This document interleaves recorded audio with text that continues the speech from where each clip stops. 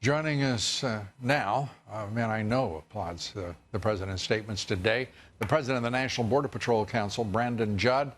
Your reaction, I don't know if you knew how strong he would be on the issues of sovereignty and border security and illegal immigration, but I have to say it was an extraordinary speech in all respects, but on the subject of immigration and sovereignty especially. That couldn't have been stated any more eloquently. He is taking the case directly to the American public. He's calling the Democrats out for their hypocrisy. They refuse to enter into an honest conversation because they know that they're going to lose on the facts. So what he's doing is he's specifically going to the American public and making the case, and he's giving them the facts, and he's letting them decide. That's a very good day for Border Patrol agents. And it's a very good thing that's happening. A couple months ago, I wrote an op-ed, and I said that Lou Dobbs is going to shortly get his dreams, that illegal immigration is going to go down. And President Trump, without any help from Congress, is single-handedly causing those numbers to go back down, and we're soon going to hit 45-year lows again. Right. And again, without this president in office, without all that he brings to that office, his intelligence, his guts, and his vision.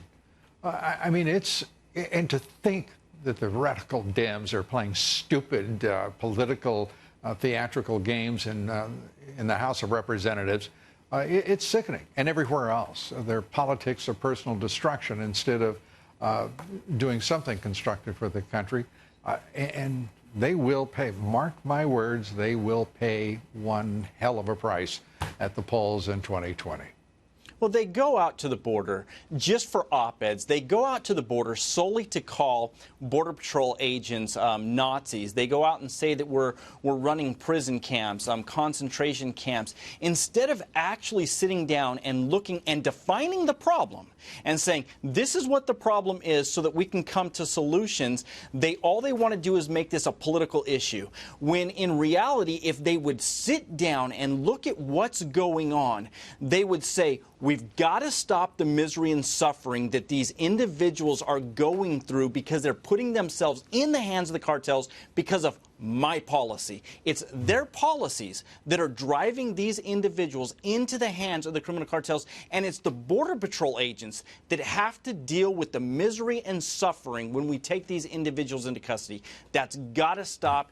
It's disgusting, and it's extremely frustrating for Border Patrol agents to have to deal with this and to look at the political rhetoric that continues to go on.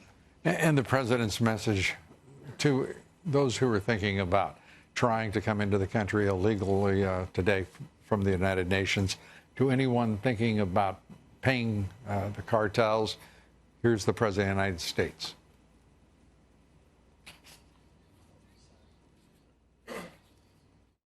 To anyone conducting crossings of our border illegally, please hear these words.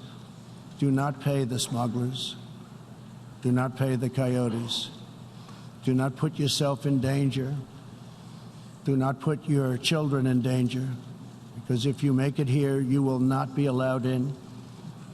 You will be promptly returned home. You will not be released into our country. And as the president said, catch and release is at an end. Kevin McAleenan, the acting head of DHS, making the announcement. You get the last word here tonight. Well, I can personally tell you that President Trump has, in fact, ended catch and release because he has the political will to do what his predecessors were unwilling to do. He struck deals with many different countries to ensure that we don't have to continue releasing people into our country. This is something that anybody could have done, but it was only him that had the political will to do it, and it needs to show up in the polls. Absolutely. Brandon Judd, great to see you. Thanks so much for being with us. Thank you.